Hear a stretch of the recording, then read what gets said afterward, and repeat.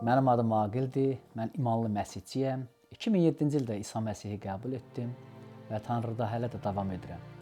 Amma İsa Məsihi qəbul etməmişdən qabaq mənim həyatımda çox çətin bir vəziyyət var idi. Çünki ağır bir həyat yaşayırdım.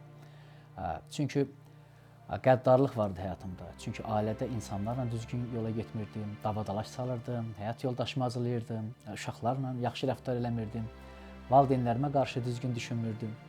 Amma başa düşürdüm ki, dərinliklərdə bu düzgün deyil, bu günahdır, burada nəsə düzgün getmir və suallara cavab axtarırdım və davam etmək istəyirdim bunda.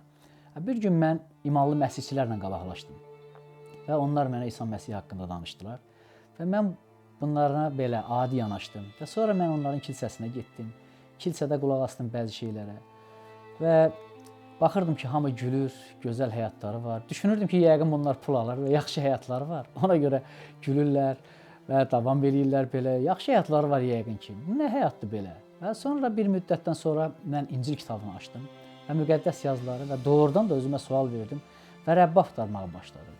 Hər dəfə İsa Məsih, hər dəfə İsa Məsih. Axı niyə İsa Məsih? Bax, bunu özümə sual verdim. Bir gün Yahya 14:6-nı açıb oxuyanda burada baxdım ki, İsa Məsih deyir: "Yol, həqiqət, həyat mənəm." Sonra başqa bir yerdə Yahya 1-ci fəsildə İsa Məsih şagirdlərinə deyir: "Gəlin ardımca." Başqa müjdələrdə İsa deyir: "Mənim ardımca gəlin, mənim edəcəyim şeyləri siz də edəsiniz. Mənim olacağım yerdə siz də olasınız." Bu mənə əminlik verdi, bu mənə qaranti verdi. Bu mənə zəmanət verdi ki, mən Tanrı ilə barışım və bu məni tövbəyə gətirdi. Və mən İsa Məsihi qəbul etdim və davam edirəm Tanrı ilə.